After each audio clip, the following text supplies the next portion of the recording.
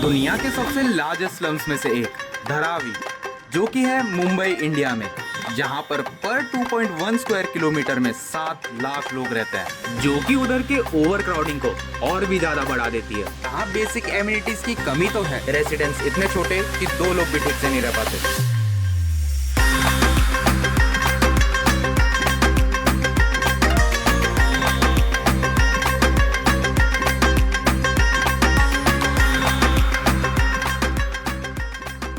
झुग्गी बस्तियों में रहना धारावी के लोगों के लिए एक चुनौतीपूर्ण अनुभव है। झुग्गियां भीड़भाड़ वाली अनौपचारिक बस्तियां हैं, जहां स्वच्छ पानी, स्वच्छता, उचित आवास जैसी बुनियादी सुविधाओं का अभाव है। ऐसे तो धारावी में बहुत सारी परेशानियां हैं, जो कि उधर के स्थानीय निवासी आए दिन देखते रहते हैं। अब धारावी के लोगों का इसके बारे में क्या कहना है, आइए उन्हीं से जानते हैं। अंकल, आपका नाम बता दीजिए। राधेश्याम शुक्ला। अंकल, आप कितने सालों से धारावी में रहते हैं? 89 से समझो। तो अंकल, आप इस घर में कितने लोग रहते हैं? मैं 4 बच्चे, हाँ, और उसकी 2 बहुएं, हम 9-10 आदमी रहते। उस समय से ऐसा लगता है कि इधर बहुत कंजेशन है ऐसा? उस समय से 100% ज़्यादा हो गया। उससे पहले खाड़ी था, जंगल टाइप नहीं था, खाड़ी टाइप था, पूरा जैसे बांद्रा की खाड़ी है ना, वो ऐसे।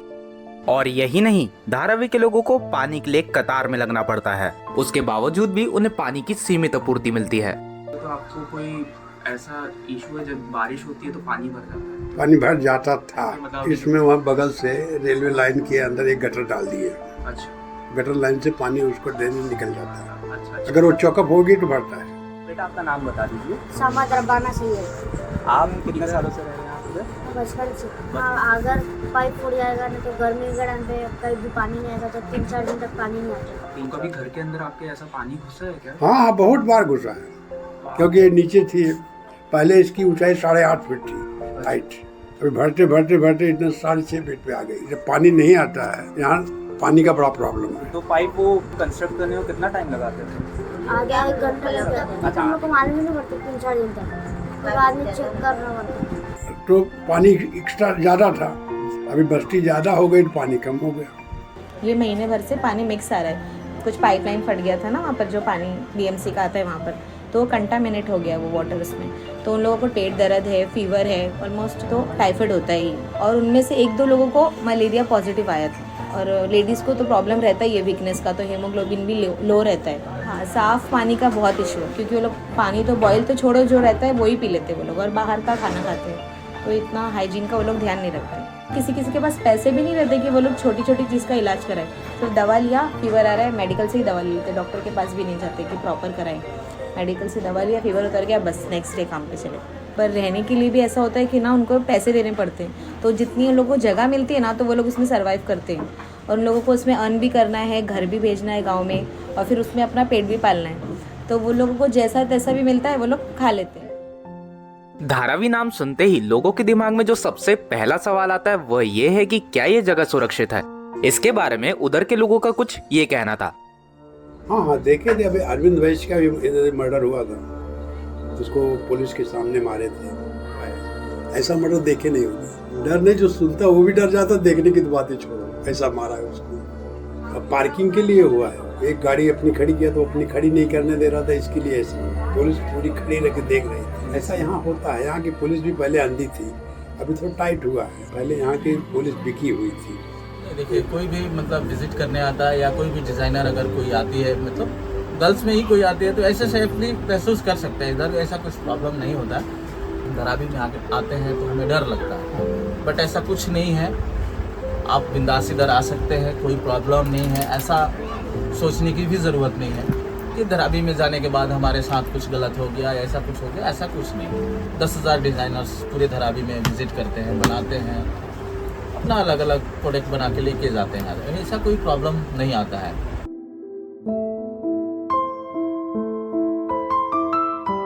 धारावी के बारे में आपने जो सबसे पहली बात सुनी होगी वह ये है कि यह मुंबई के सबसे कम साफ जगहों में से एक है।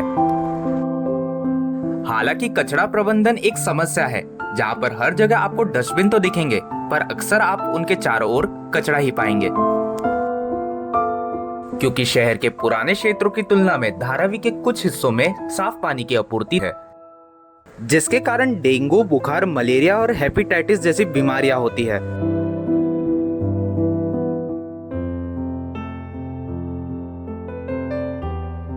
हालांकि कचड़े को छांटने का काम इंसान ही करते हैं, उन्हें भीषण गर्मी में भी और परिस्थितियों में भी काम करना पड़ता है। धारावी में कचड़े को रिसाइकल करने के लिए करीब 2.5 लाख लोग काम करते हैं और दूसरी तरफ धारावी का कचड़े को रिसाइकल करने में सबसे बड़ा उद्योग है।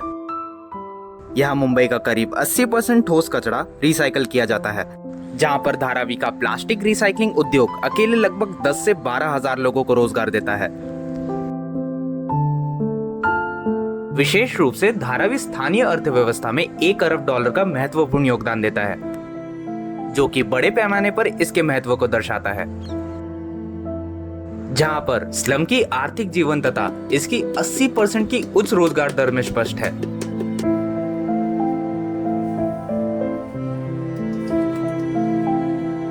और इस जगह पर मिट्टी के बर्तन, कपड़ा, रिसाइकलिंग और चमड़े के काम सहित 10,000 छोटे पैमाने के व्यवसाय हैं।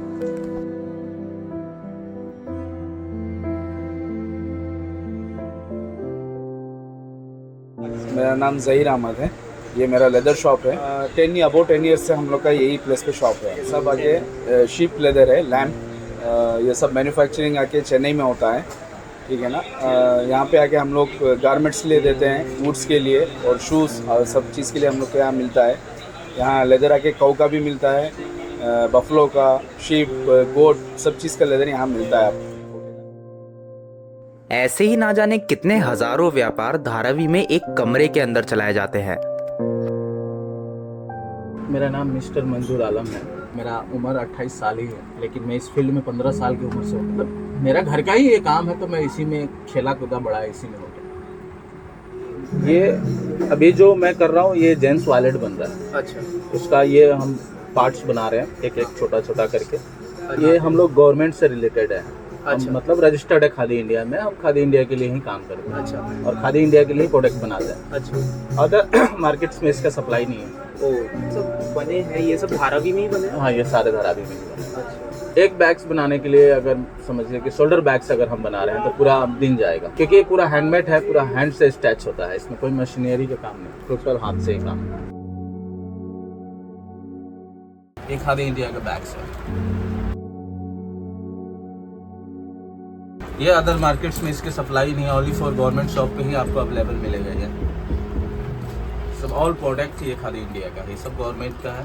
वो तो देता है ना, वो खादी इंडिया देता है। अगर आप इंटरेस्टेड हैं, अगर आपको काम करना है तो वो आपको हर सहूलत करके देता है। तो खादी इंडिया का यही मकसद है कि सबको काम दे, और देता भी है। और ये धारावी में हर ब्रांड बनता है। कोई भी आप, जैसे आप सब हाई डिज़ाइन हो, एसबेडा हो, मेट्रो हो, हर ब्रांड का बनता है। बट उनका एक कंडीशन होता है, एग्रीमेंट होता है, वो एग्रीमेंट साइन होता है। उसके बाद वो कुछ मटेरियल्स जो होते हैं जो मार्केट से मतलब हम परचेस नहीं कर सकते, वो ब्रांड ही देगा, काउंट करके देता है।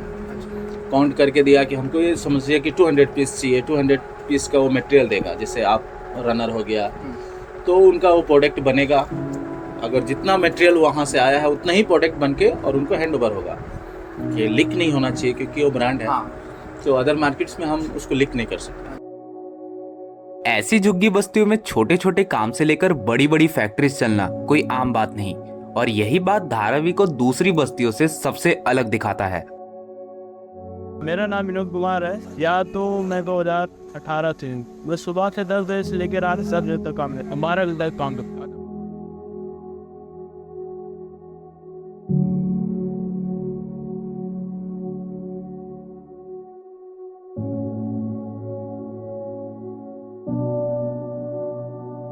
ये गारमेंट लाइन का है, जींस का है, ये लेडीज का मतलब माल बनता है।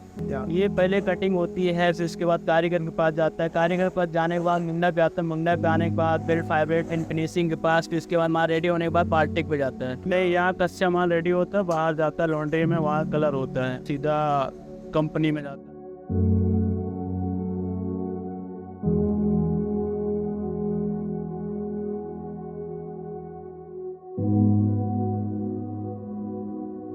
एक सामान्य पूर्ण विकास प्रस्ताव के बजाय आपको इस बात पर करीब से नजर डालने की जरूरत है कि अलग अलग समुदायों और आवासीय कॉलोनियों के लिए क्या जरूरी है। रिसेंटली अभी एक न्यूज़ सुनने में आई थी कि अडानी ने पूरा धारावी का टेक ओवर किया और वो रीडेवलपमेंट में करने वाले। तो आपको क्या लगता है, होएगा वो ऐसा? देखिए अभी तो बड़े लोग हैं, कुछ भी कर सकते हैं। देखिए अडानी लिया है, बहुत अच्छी बात है, लेकिन उसका लंबा प्रोजेक्ट होता कि है। हम लोग बाहर से आते हैं कमाने के लिए, यहाँ पर जैसे अचानक हमें छोड़ना पड़ेगा तो हमें तकलीफ होगी। बट अभी ऐसा हम लोगों के पास इन्फॉर्मेशन आया है, लेकिन ऐसा अभी सर्वे वर्वे का शायद काम चल रहा है। ये तो मैं सुना हूँ, जानता हूँ, लेकिन सक्सेस करके देता है। यूपी बिहार के लोग आते हैं यहाँ काम करने, उनको ज़्यादा तकलीफ हो जाएगी। तो अभी कितना टाइम लगेगा ये कुछ हम बता नहीं सकते। भाई कोई भी काम अगर क्लियरली कोई करने जाएगा तो तमाम कठिनाई तो आती है। वीआईपी मतलब निश्चित बनाएंगे, ऐसा कुछ नहीं होने वाला है यहाँ पर। हाँ, खुशी क्यों नहीं होगा। मान लीजिए अभी ये झुपड़ा है, बिल्डिंग बनेगी, शायद बेहतर जगह मिले। तो उसके लिए खर्चा भी लगता है, समय भी लगता है। हमारी जो सरकार गवर्नमेंट है काम कर रही है कि यहाँ पर अडानी का कोई कुछ ना हो पाए तो ठीक है। मेरे हिसाब से तो बहुत दूर है, उसको आने में समझिए कि 5-10 साल जाएगा। बट अभी ये खाली कितने टाइम में कराएंगे ये हम कुछ नहीं कह सकते अभी। तो इसके लिए वो कर रहा है, करेगा, उसका काम बहुत सही है।